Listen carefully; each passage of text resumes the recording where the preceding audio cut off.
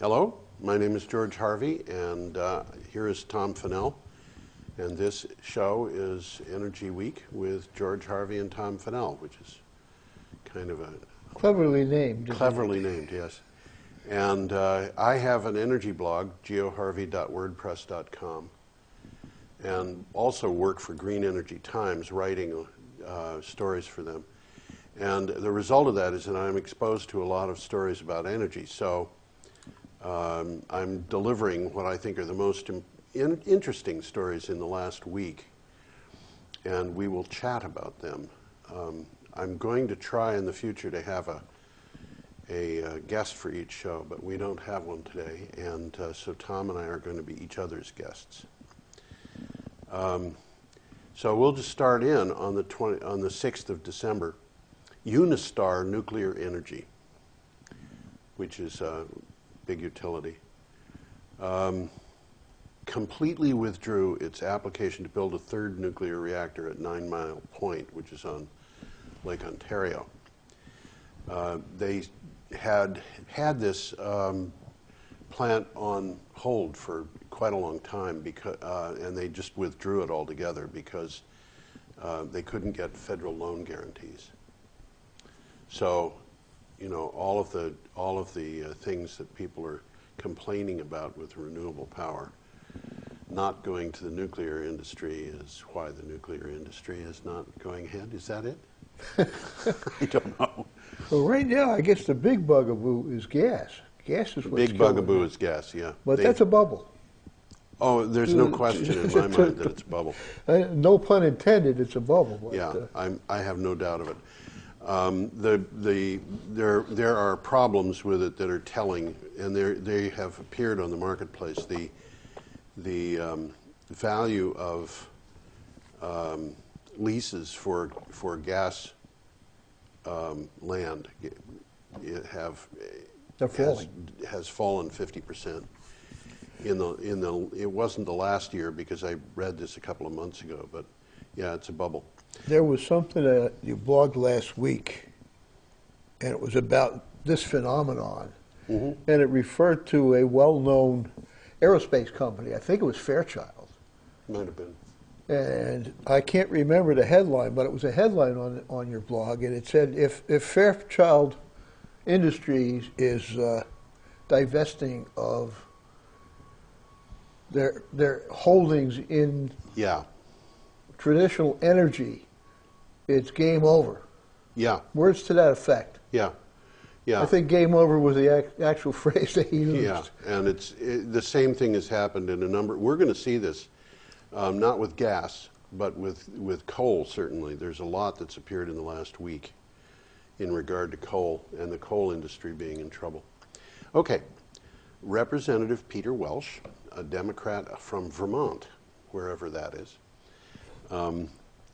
took to the Washington streets on Thursday to push reform of the government biofuel program.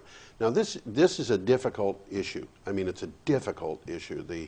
The renewable fuels has pitted farmer against farmer because the corn farmers are harvesting corn and it's being made into ethanol, and the ethanol is being used to fuel cars, and there was a push to raise the amount of ethanol in the gasoline from 10% to 15%.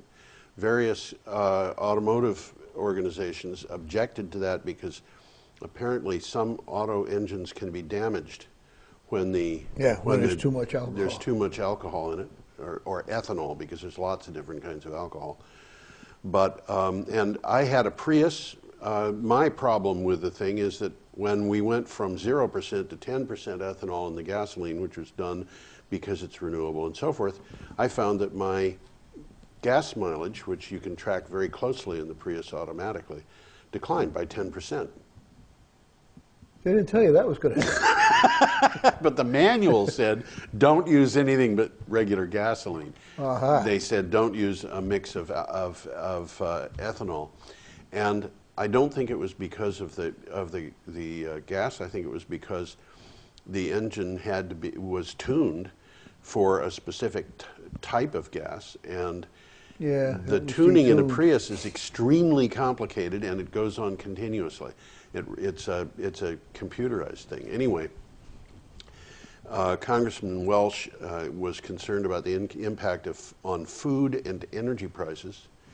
And the problem with food, and this is why it's farmer against farmer, is that the people who raise cattle and pigs and chickens and I guess other animals are objecting to the fact that they have seen corn that could have gone to their animals being diverted for cars.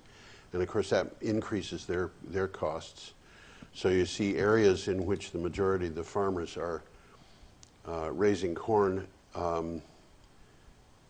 in favor of the higher content, and the areas where they're raising other things against it. From my point of view, I think it would be nice to raise less corn, period, because corn is extremely damaging to the soil. It's as bad as tobacco and cotton and things like that. I used to live in Illinois and see corn getting grown in the fields there. It's a lush plant, but we can get a lot of energy out of switchgrass, and that is a perennial that doesn't require a lot of fertilizing. Another winner in this field is hemp. Yeah, hemp. Who'd have known?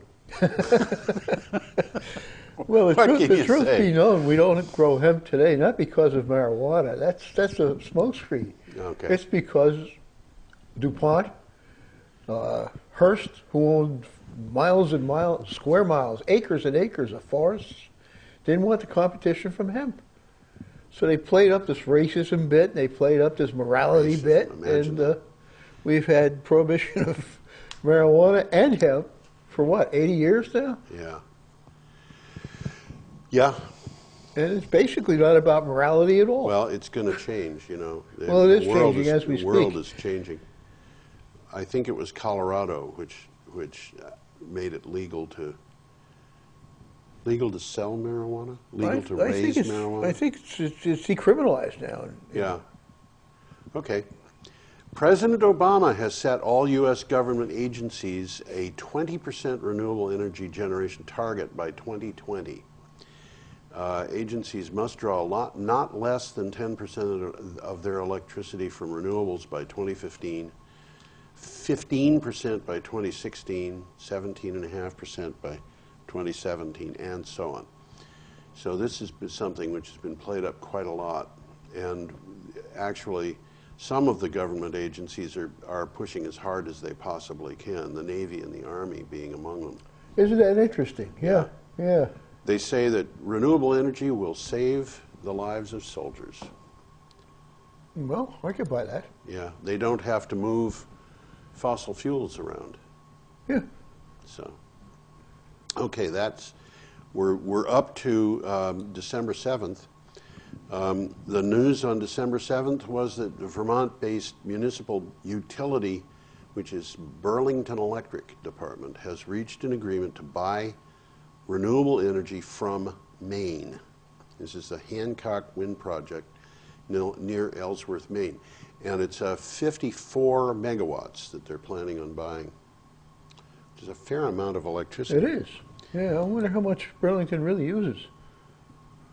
Well, I don't know. It depends. A lot depends on what is the area of the utility. I mean, if it is just Burlington, then we're talking about. And I'm not sure. I think it's certainly not much bigger than Burlington, but it is. Yeah. It might include some of the other little towns up there. Well, it's problematical to an extent. I like to see the renewable energy being used, but on the other hand, it does mean that money is being shipped out of state, and that is something which makes it. It's not being shipped out of country, but do you want the money shipped out of state? The U.S. DOE says that if we develop 2% of the land in Vermont, we can provide 135% of our electricity from wind. And I don't think we want to do that because for a variety of reasons, but I would advocate developing something like 0.4% of our land, maybe. Well, I know that Vermont has been surveyed for its wind potential. Mm-hmm. And it's really a surprisingly small amount Yeah. of Vermont that's Yeah. really attractive for wind. What I read was 2% of the state's land could be developed, but within that 2%, we're talking about 2% of the land actually being used for wind. 2% of 2%. 2% of 2%. And what, you know, you can see this at Searsburg, for example, where the open area is basically for a road. I find it hard to imagine that any of those wind turbines up there have their blades low enough that a full-grown tree would be hit by them. No, Those things are way up in the air. Way up. But they're keeping the area around the base of them open. Oh, yeah. So you have an area that's around the base of the wind turbine, which is not very wide, really, left open. About an acre total. For For all of the turbines, or for each? For each turbine, For each, yeah. yeah. So I think about 11 acres. But that piece of property is a good deal bigger than that. Oh, definitely. Oh, You- yeah. I mean, you can't have those things too close, so close to houses that people are going to be actually upset by them. So, Well, that part of Searsburg, well, all of Searsburg is sparsely settled. yeah. But that they part have is- about 100 residents. Yeah. Well, we could develop Lewis. Nobody would mind there. That has a population of 0, or at least so I'm told. Now, on the other hand, Burbank Water and Power in Burbank, California, aims to get 66% of its electrical supply from renewable resources by 2025. What's their principal source? Let's see, does it say here? To meet the state goal, they're planning on using an integrated system managing forecasting, generation, voltage, and switching to optimize available resources. I don't know. So Burbank is what, L.A.? I don't know where it is. Where is Burbank? I'm not too familiar with California real estate. I'm not either. And you know, I think I could go. My inclination would be to go immediately look for it, but because I'm on the internet. But unfortunately, we're under the gun for time, so I think we should just keep going. Okay. On the 8th, the average price of a new car. This is a good one. I like this. The average price of a new car in November 2013, according to Kelly's Blue Book, was $32,769. More than I can afford. In fact, it's probably $32,000 more than I can afford. All right. Given Join the club. Yeah, right. After the federal tax rebate of $7,500, which is what you can get when you go to a plug-in car, almost every plug-in electric car on the market, and I can think of one good exception to this, is cheaper than the average car. Now, when you combine that with the fact that there's virtually no maintenance on these things, I mean, the mufflers are warranted for the life of the vehicle. I didn't know there was a muffler. That's why they more ditto for, you know. Got me that one. Yeah, I did. I'm very proud of myself. The cost of running these cars is about 3 cents a mile. So, you know, we're talking about a very inexpensive way to get around, and most of them you can drive 80 miles or 100 miles or something like that. And with a Tesla, of course, you're not in the same price range. But That's a couple of 100 miles, isn't it? Tesla? Yeah. I don't know. I know that one of the expensive things about the Tesla is the lithium-ion batteries. Well, I do know they had it was a publicity stunt, I suppose, but they drove a Tesla from Washington to New York. Mm-hmm. And they had charging stations set up on the turnpikes at the appropriate locations. Yeah. So it's possible to do it. And Yeah. right now, that's really the only drawback I can think of. Well, Jason told me that when he first got his car, he had some kind of emergency. I don't remember what it was, but he had to drive to Connecticut and back. And I think he may have had to go to Connecticut and back twice on the same day. He put 400 miles on the car. And it was just a matter of, you know, when he needed to stop for lunch, he stopped at a place that had a charging station. And he's got And a with a GPS rapid- and it's probably built into the car that tells Yep. you where they are. Yeah, he does. The thing has got a computer that tells you how to get to the nearest charging station. Okay.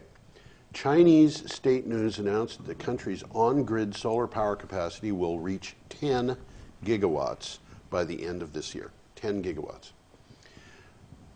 That's a lot. That's a lot. It's the equivalent of about a little over 3 medium-sized nuclear power plants.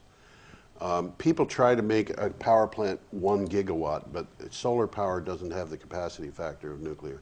It's only about a third as much. So you have to figure about 3 gigawatts of solar to 1 gigawatt of nuclear.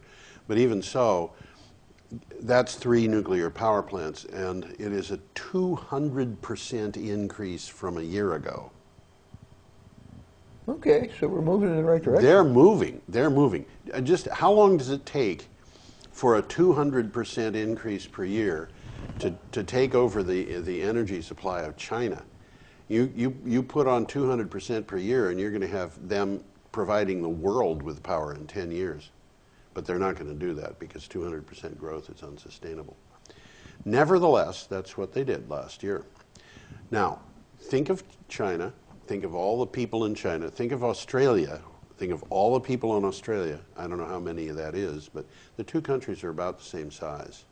And I would guess that China has a population that's about 30 times that of Australia. Easily. Yeah. Australia has passed through another significant solar milestone, reaching 3 gigawatts. Okay. 10 gigawatts in China, 3 gigawatts in Australia, which has probably the one government among developed countries that is the most anti-renewable. The present government is. Present federal government. The state governments are not. I mean, Tasmania said that they were going to go to 100% renewable by 2020. All right. They're off by themselves in an island. They're on an island, yeah, and that it makes it have renewable makes a lot of sense for islands. A lot of islands, including Hawaii, are going to renewable power because the conventional power is so expensive. But they say that Queensland has hit 1 gigawatt by itself, and this is interesting. States like South Australia have reached household penetration rates of 25%. Wow. Yeah. This is becoming mainstream. When 25% of the population has got it, it's mainstream. Yeah, and the reason they're doing that is because these people are paying a lot of money for power, and they want to switch to lower prices, so they're going to solar. All right, 12/9, the 9th of December. And this is a day that was, oh, here we go. There's only one item on 12/9 I wanted to talk about. Drax, which is it's one of the big power producing companies in Britain. They have a power plant that had 6 units. They were all coal fired. And they converted 3 of those units in a 700 million pound cleanup project to biomass. So they're burning wood instead of coal in 3 of the 6 units. Britain. In Britain, yeah. Where are they getting the wood? This is the scary part. It's the part that bothers me. I think they're buying wood pellets from the United States. Well, there's a big market in Europe. Scandinavia is selling a lot of wood pellets around the world. Yeah. They're selling some to the United States. Yeah, and we're probably selling. And we're selling some of them. Yeah. I think what they should do is just leave the ships in the ports. But it is a concern to me because I think we have to move away from coal, but we don't need to destroy our forests in the process. Well, I know in the British Isles, I'm aware of it in Ireland, they're burning a lot of crop residue. They call it straw, but it's crops. Crop residue. Yeah, okay. They call it straw, but it's not hay without seeds. It's soybeans and it's tomatoes and it's whatever they grow that they can't eat. Yep. And that is a big deal. And you know, I mean, really, there should be people who are looking at this to make sure that that's done in a sustainable manner, because all of that represents ash that's being removed from the ground. And that means that the minerals in the ground are being changed. So the ash should be returned to the soil. Should be, somehow. and it can be. It can be. It's not a big It will deal. be eventually. Yeah, it will be. But I think, you know, it'd be nice to have a biologist sit there and say, well, here's what we've got in terms of the chemistry of the ash, and here's what the plants need. And so we're going to convert this ash into something that can be spread on the ground. But, you know, that I think is I think it's an important consideration. You've got to be careful not to destroy the soil. And it's one of the reasons why I think switchgrass is superior to soybeans for a thing like this in some respects. I mean, soybeans as legumes are doing something for the soil. But the switchgrass is going to put a lot of carbon into its roots. So when you harvest switchgrass, you're sequestering carbon underground. It remains in the ground. Right, which is why you can have a cellulosic system that goes to something like butanol, which winds up being carbon negative.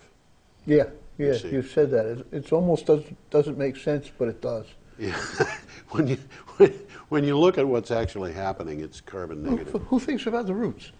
Who thinks about the roots? Exactly. The amount of wood that's in a tree, though, typically above ground is approximately equal to the amount that's underground. Yeah. And yeah, who thinks about the roots? Anyway. And it's already buried. It's already buried. It's already sequestered. It will eventually decompose. But now here on the 10th, we have two items. Actually, we've got two pairs of items that are related. And the first is the price of new power purchase agreements. All right, so this is people going out and buying power under power purchasing agreements, which is, you know, the Burlington Electric buying it from a wind farm in Maine. The price of new purchase power agreements for wind farms and solar projects in the United States continues to defy all expectations, making some energy experts wonder why anybody would contemplate a new fossil-fueled plant. Of any sort. Of any sort, and that includes gas. Mm-hmm. Now, the next one is renewable energy and aging grid and the solution that matters. This is an opinion piece that appeared on the 10th. The grid is old. And not just the grid is old, but also all of the, you know, much of our electric generating capacity is old. Is old. And it has to be replaced. The grid, as the grid, was never planned as a unit. It grew like Topsy. Yeah, it did. Absolutely and true. You know, what suited this particular utility didn't necessarily suit their adjoining utility. Well, you know, a really good example of that is Japan, where half of the country is on 60 cycle and half of the country is on 50. I didn't know that. Wow. That could be pretty and we've confusing. We've got a big grid organization in Texas, which is not tied to the national grid because it's not synchronized. Yeah. So that's what they've got. But what this says is it's old. With or without renewables, it has to be replaced. And interestingly enough, this business about grid stability and renewables, if you look at what's actually happening in the marketplace, you realize that distributed power puts less stress on the grid than centralized power. Well, it does make sense. I mean, if you're feeding into the grid at many different locations, yeah, it's more balanced just to begin with. Yeah. Instead of having one big thing over here and another big thing over there, and then miles and miles of transmission line in between them. High tension lines. These things are big. These are big lines. They carry a lot of electricity. Yeah. The voltages are very, very high, and you know that is specialized equipment. Where if you're transmitting from a power resource in one town to the next town over, the transmission lines that are needed for that are very small. They're Absolutely inexpensive, right. And they're easy to fix by comparison. So, well, they are basically what you see on the high end of the local telephone poles, local power yes, poles. right. They're not these huge transmission lines Yeah. that cut across the country. Yeah. I think we're going to see some new grid designs come up. Well, it's inevitable. I mean, Yeah. it's not going to be done by for any other reason than it makes economic sense. Well, yes, that's true. Well, no, I disagree with you on that. I think that the economic sense, yes, I think we could say that security makes economic sense. Yeah, there's a security aspect of it because the big ones are quite vulnerable. They're vulnerable, and I'm not talking about security in relationship to terrorists or something like that. You know, Hurricane Irene should have taught us a lesson, and we have to be secure about that. That kind of grid disaster where large parts of large areas are without power for periods of days, and in fact, the predictions about the grid are that under certain circumstances, which are just nature doing doing its thing that nature does every once in a while, we could have the national grid down for years. This is within the realm of possibility. It's within the realm of possibility. People don't realize it's kind of scary. It is very scary. There was a solar storm in the 1850s. I think it was 1855, that was so powerful that transmissions, that telegraph transmissions started to happen and be sent spontaneously, and telegraph keys that were disconnected from their power sources We're sparking. They were sparking, but they were also clicking, and the telegraph lines were bringing electricity into the offices in sufficient power that it was causing fires. And the calculation that I have seen is that most of the transformers in the United States would be burned out by such a storm. The real tall, big, high voltage transformers. Which are not manufactured and there's no one in America States. Makes them. Which And means, nobody puts them on a shelf either. That's right. Which means that we would have almost nothing in the way of transformers until we could get them, either by building a factory in the United States and making them, or by bringing them in from abroad. But a solar storm is a global event. Yeah. So this is something that can happen. It has happened in the past. I've talked to people in the nuclear industry about it, and they say, "Oh, don't worry about it. We'll have diesel oil for our backup generators, no problem." And I'm sitting there thinking to myself, these diesel trucks that they're talking about bringing, do they have no computers? Because it'll fry a computer. Yeah. There are ways of avoiding it. You can use a thing called a Faraday cage. Yep. You know what a Faraday cage is. I know what a Faraday cage is. Built one once. Did you? Yeah. I know vaguely what a Faraday cage is. Well, basically, in this particular case, it was a room, about maybe a quarter the size of this room, with copper screening around it in 2 layers. Okay. And we used it for testing cables. Okay. And the idea was to isolate the test equipment from what was going on in the plant. Yeah. Because we'd be testing a cable and some machine would go on and we get a big blip, and Yeah. so we decided if we're going into the high voltage cable business, we had to isolate our My experience our with them equipment. had to do with computers. And in the early 1980s, when I was just starting out as a computer engineer, there was a machine called a Tempest machine, which was a portable machine that had a Faraday cage built into the containment. And somebody got very upset about this and wrote a letter, I think it might have been to Byte magazine or something, and said they thought this was probably because it would resist the ion burst of a nuclear bomb, because these things were being specified for places like the Pentagon. And whoever was answering this said no. They thought that was not the reason why that was happening. The reason was because they wanted to secure the data. And what happens is, with a little computer like these things, when you type, every keystroke produces some sort of thing which is transmitted like a radio signal.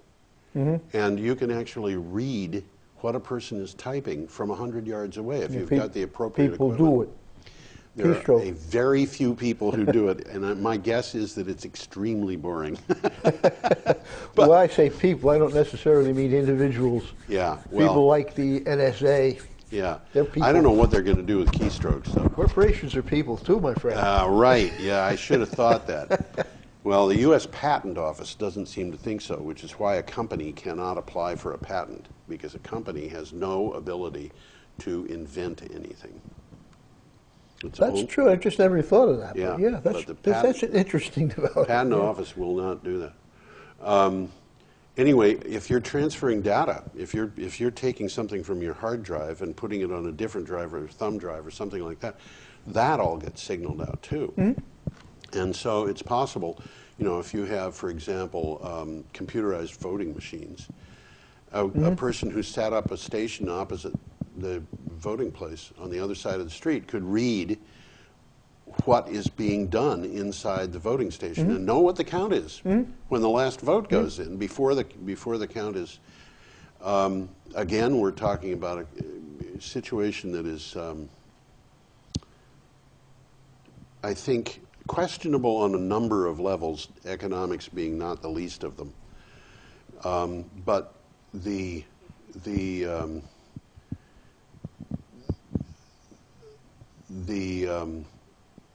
well, we're digressing, I'm afraid, badly here. It's fun, but we're doing it. The grid is old, with or without renewables.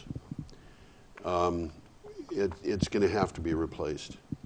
Oh, definitely. And, you know, in fact, at Green Energy Times, one of the things we're going to do, not in the next issue is coming out on the 15th of December, but in the February issue, we're going to have an article in which we're talking about redesigning the grid for reliability and resilience. Well, it makes good sense. And one thing you haven't mentioned is the grid hasn't been properly maintained. It's an expense. A lot of things have not been maintained. And not a high, what would you say, priority for the utilities. They fix it when it's broken, but they don't make improvements. And they've been doing it for a long, long time just because of the emphasis on the bottom line. This is an interesting point, Tom. We hear a lot about efficiency of scale, right? Yeah. And a big power plant, if you're burning coal, for example, nuclear is a better one, actually. A big power plant is going to give you efficiencies of scale that make certain sizes. By that, yep. Yeah. The grid, however, and this is not true just of the grid, it's also true of corporate structures and things of that nature. As you build up the grid and you have to get distribution systems that go hundreds of miles, those distribution systems get bigger and bigger and more expensive. And they take more and more of the total load. But the local kind of grid of a town or a neighborhood or something like that, in a system where you've got distributed power, that really doesn't get changed. The thing that gets changed is that very big, very expensive part. And I think it was $7 billion to get power from the panhandle of Texas to Austin. They put in a $7 billion grid extension, and the reason was just to get wind power from the panhandle to Austin. It's expensive. It is really expensive.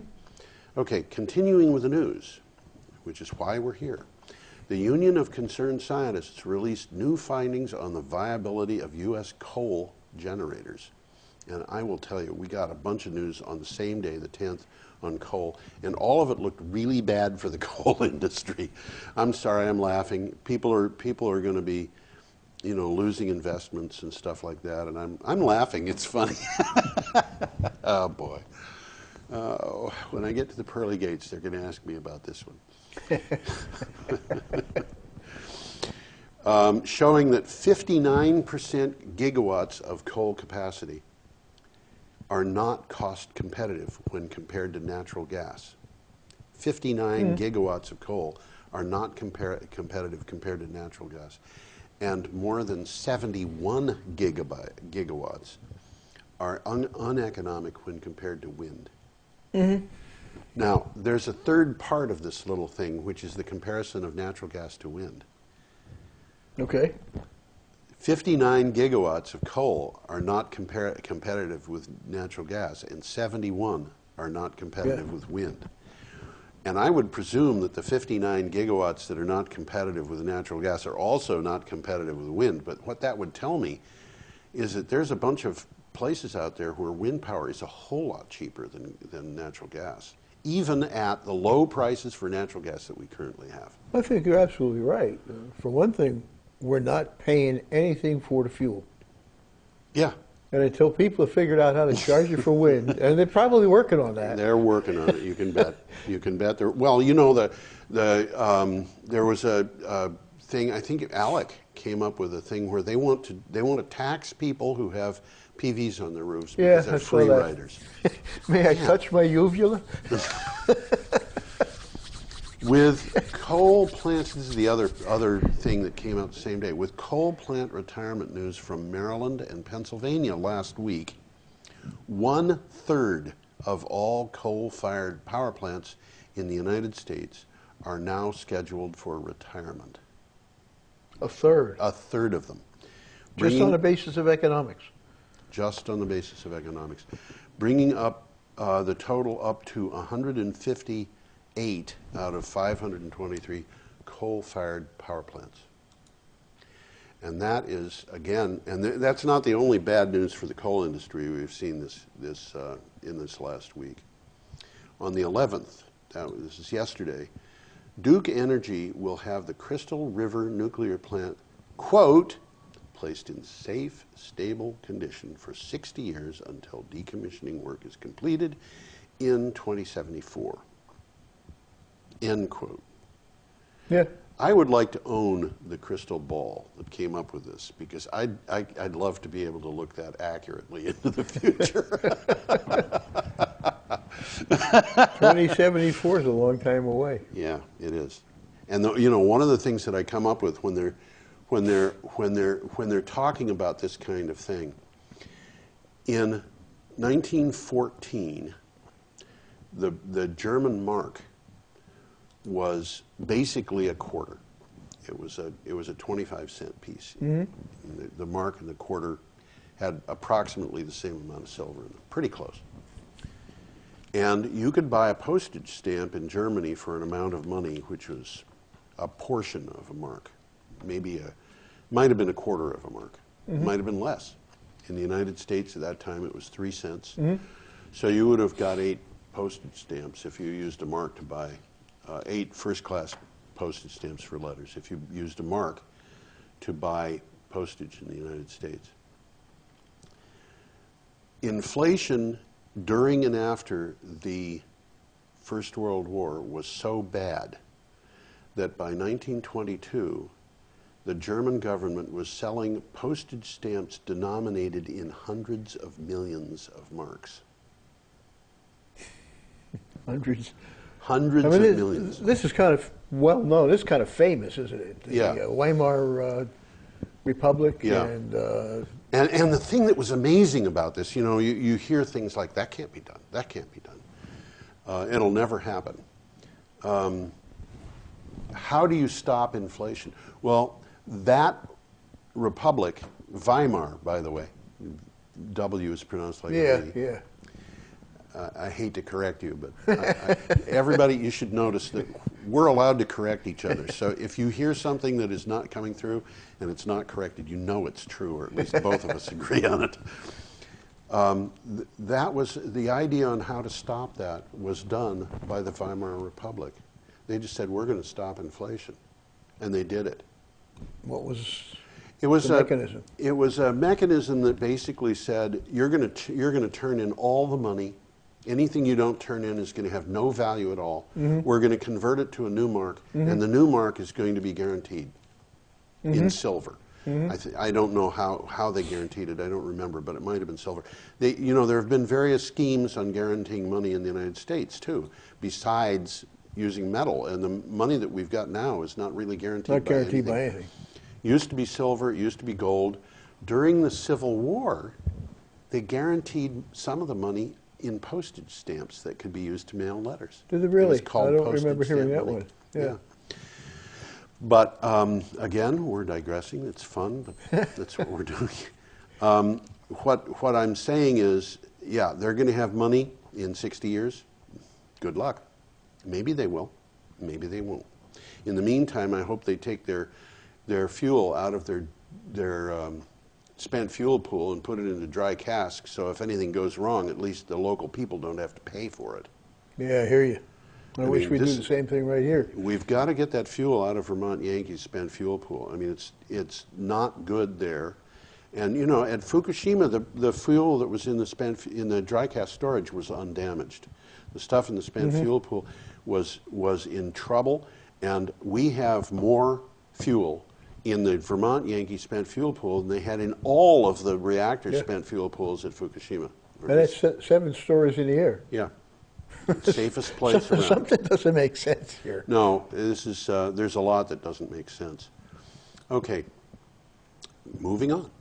Over the next 2 decades, natural gas and renewable energy, particularly wind and solar, will provide all new power generating capacity for the primary electric grid in Texas, according to a study that was done by a presumably competent organization. This is natural gas, wind, solar, possibly other renewables. And again, you know, I don't think I think the natural gas bubble is a bubble. Yeah, I really do. I'm with you there. And you know, they had that earthquake in Texas. It was 3.7. People were upset about this. That happened, they're certain, because of fracking. Fracking, yeah. So, now here's more bad news for coal. This is also yesterday. The European Bank for Reconstruction and Development has announced that it will be introducing a new strategy to help countries switch from coal as a source of energy to cleaner renewable technologies. The European Bank for Reconstruction and Development is not loaning money for coal.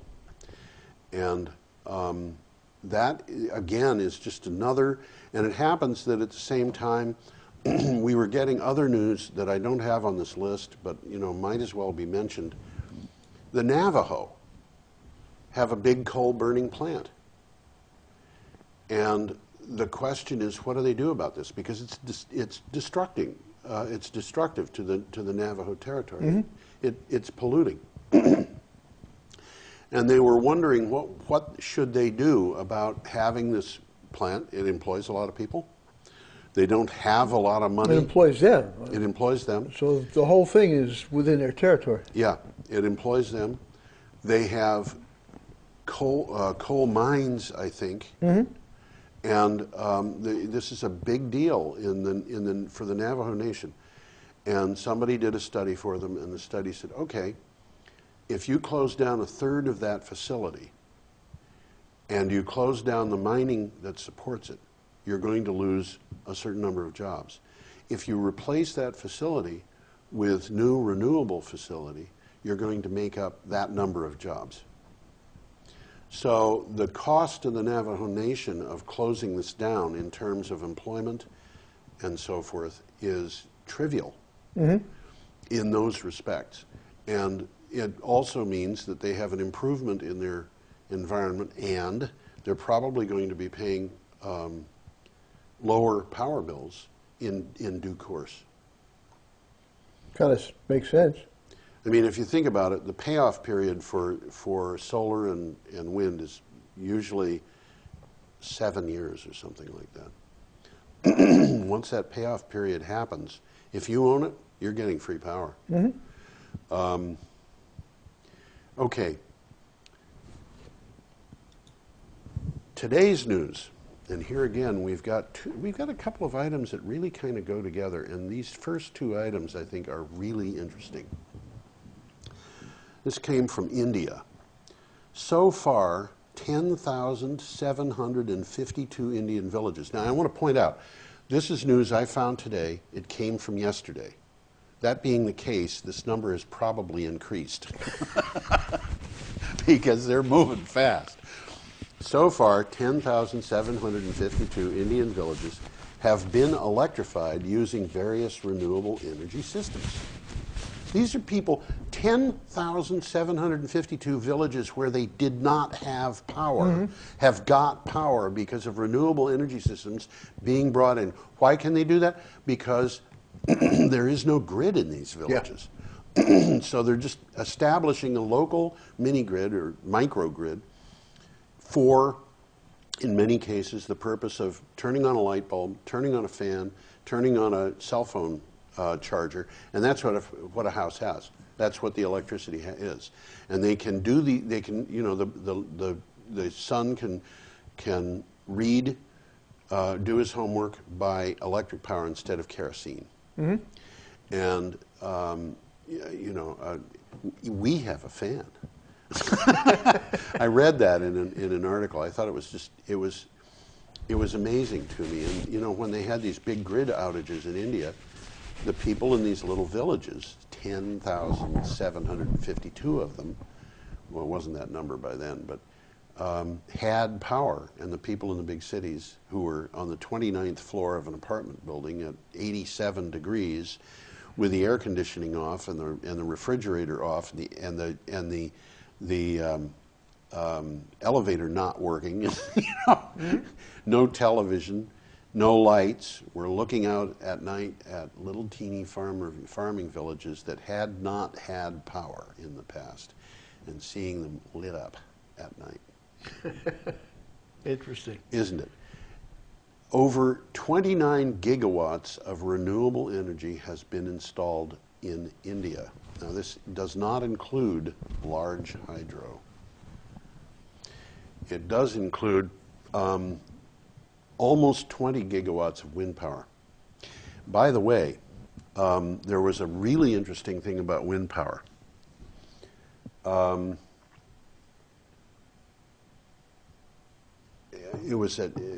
We talked about it last week, where the efficiency rates of wind turbines are going up. And the result of that, we did talk about it last week. I don't think this was mentioned. The capacity factor of some wind turbines and these are onshore turbines in Texas, have actually reached 50%. I'm not sure I know what you're saying. Okay. A nuclear plant usually spends a month out of 18 down for refueling, and then there are other times that it's going to be off for maintenance and so forth. I'm starting to get it. Yeah. So it's running at full capacity during the other times, and so typically nuclear in the United States runs at about 90% capacity factor. In other countries, it's usually closer to 80%, which worries me a little bit, because I think that the Americans might be trying to be running sprints here when they should be walking. But nevertheless, other types of power have their capacity factors. Coal plants are off more than nuclear plants. And so their capacity factor is down around 80% or possibly a little bit lower. Natural gas plants are even lower yet. Are they really? I'm not sure why. And that, you have to divide natural gas plants into the traditional natural gas plant and what's called peaking. Yeah. And the traditional natural gas plant Baseline.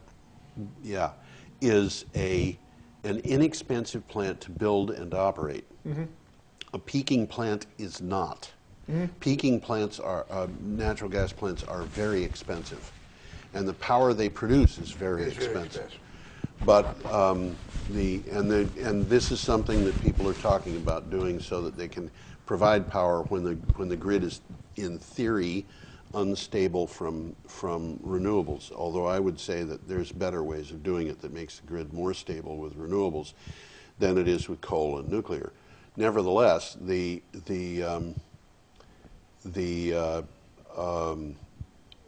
capacity factor for solar and wind varies. In New England, the solar capacity factor is obviously lower than it is in California, although we do have some advantages in New England that the people didn't know about 20 years ago. They were just measuring sunshine. What they didn't realize is that when a PV heats up, it reduces the efficiency. This does not happen in Vermont, but it does happen in California, where the temperatures get hot. So the capacity factor in California is not all that much higher than it is in Vermont, but the capacity factor for and the capacity factor for solar is getting better because the panels. So this capacity factor has to do with the intermittency or the lack thereof. Well, of it's the it's source. the percentage of the power that you theoretically could get Yeah. based on the nameplate power capacity versus the actual delivered amount. So what you're telling me is that in Texas, these wind power plants are producing half the time.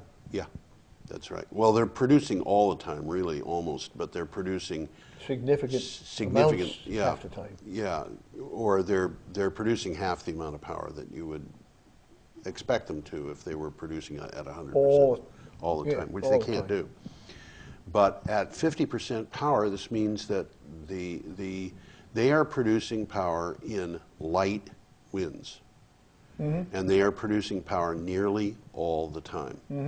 And this is a significant piece of news that you know.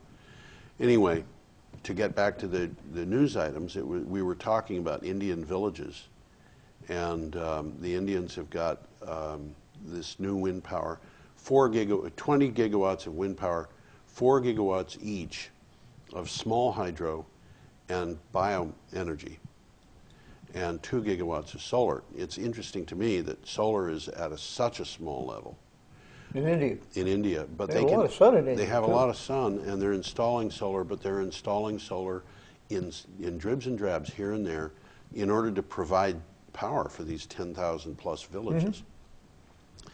And the wind power tends to be installed by utilities in India and elsewhere too. Now, let's pair that item with this next item. According to I think it was the World Health Organization, this came from the Federal Ministry of Environment in Nigeria. No fewer than 98,000 Nigerian women are killed every year by smoke from wood cooking fires. Well, that's something you don't even think of at all. I shouldn't have said that. Oh, yes, it does say firewood. Yeah, you don't think of that. You don't think of that. This is renewable power. A wood stove cooking is renewable power.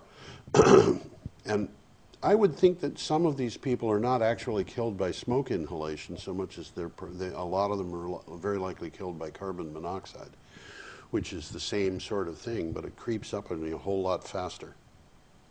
And this has been a problem anywhere people were cooking indoors with fires through history. Well, I guess in these more primitive conditions, they don't even have chimneys. They don't have chimneys. That's right. They have a They got a fire in the house. a fire in the house. And in fact, excuse me, I saw a picture. I have it somewhere, but I found it online, of the interior of a longhouse in Germany. And the picture was produced around 1900. I think this was a photograph of the inside of a longhouse. Now, the German longhouse, which was something that was typical of northern Germany, near the borders of Denmark and the Netherlands and Belgium, but it also existed in other parts of Europe. The German longhouse was, in fact, rather similar to the longhouses used by the Indians in the United States. That's what I was thinking. In Yeah. colonial times. And the German longhouse had a long set of stables and things like that where the animals could be at night, with a big open area. And then where the stables end, the open area is the full size of the building. And in the middle of that open area is the fire. And then past the open area, on the other side of it, was an area which was walled off, and that's where people slept. Which means that the people had no heat to their sleeping quarters at all, really. And they had basically what were boxes to sleep in. They were kind of like closets turned sideways. And you'd climb into one of these things, lie down on the cushion, pull a blanket over you, and close the door. And I think they were probably toasty inside those things.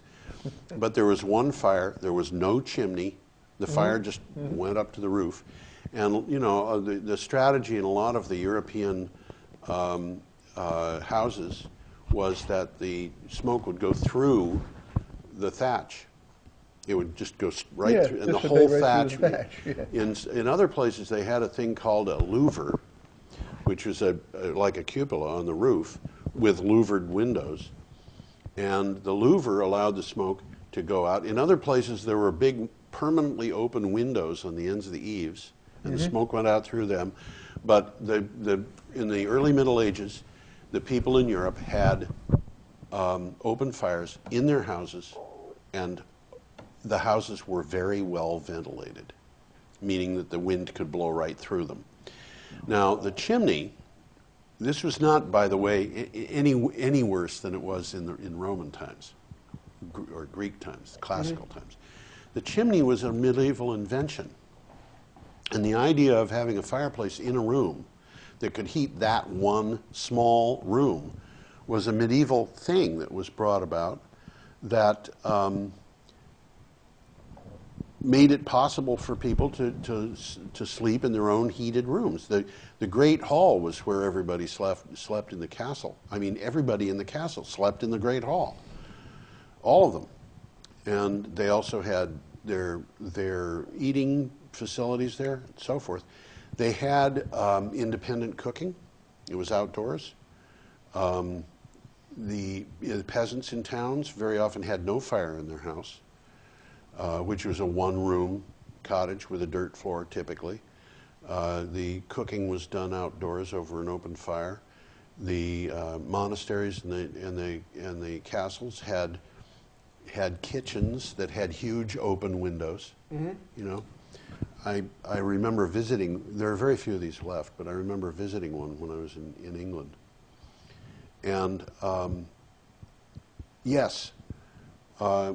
There are ways of improving this situation. There's the rocket stove, which is a little stove, for people who don't know. It's about this big around, about that tall. And it has a little teeny firebox, and you put wood in there, more or less, you know, regularly. It might be 5-minute intervals. They're just tiny sticks. You put sticks in it, yeah. And you have a highly insulated chimney, so you get a very hot fire. There's no regulation on the air going to the fire, but one of the results from this is that there's no combustible particulates, and there's no carbon monoxide. The only thing that you get left out of this is carbon dioxide and ash.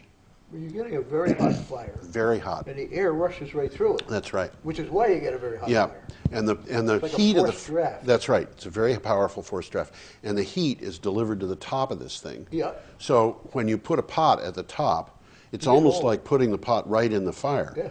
But it reduces the amount of pollution, and it reduces the amount of fuel that's used. So they're using these things very widely in poor areas of the world, and in areas where they have big concentrations of people, like refugee camps. Well, I just saw something on this. I really didn't even know what a rocket stove was about a month ago. And they were invented only 30 years ago. And this was on YouTube. Yes. And it showed how to make a rocket stove out of cinder blocks. Yes. And you needed about 5 cinder blocks. Yeah. It took you all of about 3 minutes to put it together. And in this 3-minute video, the guy's boiling a cup of water or a teapot full of water. And in no time. Yeah. Yeah, it's amazing. There have been a number of developments that are very low tech and very, very powerful. My brother invented one of these things. He invented a filter that could be made by any village potter and sold for $3. And he was living in Bangladesh when he did this. And the government of Bangladesh took water from the Ganges River. And we're talking about one of the most polluted rivers in the world. It may be sacred, but it's polluted. They put water from the Ganges River through the filter and then tested it for bacteria content. They couldn't find any at all. Amazing. Yeah. So, and the reason was because what bacteria went through came out the other end dead. And the reason it came through dead was because of silver. So I've got a brother who's got a couple of patents on this, and they are probably, well, they're more worthless than anything I own. I don't own anything with value, because any village potter can infringe on the patent. And then finally, we have an environmental group called Greenpeace. This is the last news item, which is urging the Filipinos to make the world's fossil fuel companies answerable in court for the damage they're doing in the climate. And they want to take the fossil fuel companies to court and make them pay for that typhoon. Well, it gives us something to think about. It does. And we are at the end of our time, so thank you very much, Tom. Thank you. And thank you for watching. This is Energy Week with George Harvey and Tom Finnell. And we suggest that you go to my blog at geoharvey.wordpress.com. I also write for Green Energy Times, and Tom Finnell will let you buy him a beer whenever you'd like. Okay. Well, I guess we're still on. Where do you find this Energy Times? Green Energy Times? Yeah, where do you find it? It's distributed for free. The Brattleboro Co-op usually has a few copies. It's every other month on the 15th or thereabouts, because in this month it's going to be probably no earlier than the 18th. Nancy Mallory, who is the editor, had to go to California for 2 weeks during the time that it was being put together, because her daughter-in-law was having a baby and she wanted to be there at the time. So she, went out there, and she's frantically working on the final bits of getting this month's thing together. But it's put out in Vermont, New Hampshire, and parts of Massachusetts, Maine, and western Massachusetts, a little bit of Maine, a little bit of New York. So you might see it in places like the Outlet Center up in South Wardsboro, Yeah. South Brattleboro. Possibly, yeah. Yeah. I don't know. I mean, if they it got a is. whole rack full of Yeah. newspapers like that. There are about a half a dozen places in the Brattleboro area that have it, but you find it in Burlington. Well, what you got to do is look for it. Yeah. You'll find it. The Solar Store in Greenfield has it. Yeah, it's in a bunch of places. And it's very highly thought of. It's kind of surprising because it's a free paper, but the people who read it include, Johanna Miller, who is the head of the organization that put together the VCAN conference, which is part of another organization, and then the letters escape me, grabbed a stack of them, the old one, at the VCAN conference, to take to Montpelier, just to make sure that some of them got given to state legislators. Yeah, that's cool. Yeah, and it's interesting to work for that, because there's some, and the VCAN conference was amazing. The people up there were so bright, I was just blown away by, and so many people, aside from seeing people like Bernie Sanders and so forth, but David Blittersdorf was there, standing in line with the rest of us. He is a very bright guy who has real insights, I think. And but and there are a number of people there who are going to be on this show at some point or other. People who produce equipment for micro hydro, and people who produce equipment for other sources of power. There's a beautiful piece of, there's a place called Convergent Automotive, and Convergent Automotive makes boxes that you can put into a Prius to turn the car into a generator for supporting a house. Now, You mean like in an emergency or yeah, on a full-time basis? in an emergency. But the interesting thing is, the Prius, sitting there idling, supporting the house, Yeah. will use less gas to provide the power than a purpose-made generator does by about half. This is the world is full of very bright people who do very bright things. Yep. And we're going to be seeing more of that. Yeah. I mean, it's just. Oh yeah. Yeah. One of the things that came up in the news was this thing where they were saying Sunshot, the Sunshot initiative, they're trying to get the price of solar power down to $1 a watt installed. Mm-hmm. Okay? And that's low. Yeah. And I was sitting there when reading that, and I thought to myself, they want to get the price of solar down to $1 a watt installed by 2020. And they hope to get 15%, 1.5, of the U.S. power supply supplied coming from solar by 2030. And I sat there and I thought, is it possible to go to $1 a watt installed? And then I realized, yes, it is. You have to change regulations, you have to change a few other things, but the really big thing you have to change is the package. And the way you do this is by saying, okay, we're going to pre-install solar panels on metal roofing. Mm-hmm. You know, and what does that do to the price of metal roofing? It jacks it up, but not much. Not by much. And you can print it right on there. You can print it right on there. And when you do that, I think you could get it down well below $1 a watt installed. And if they do that, do you think it's going to be 15% of the U.S. power supply by 2030? I think it's going to be. I don't think so. I think it's going to be more like 50%.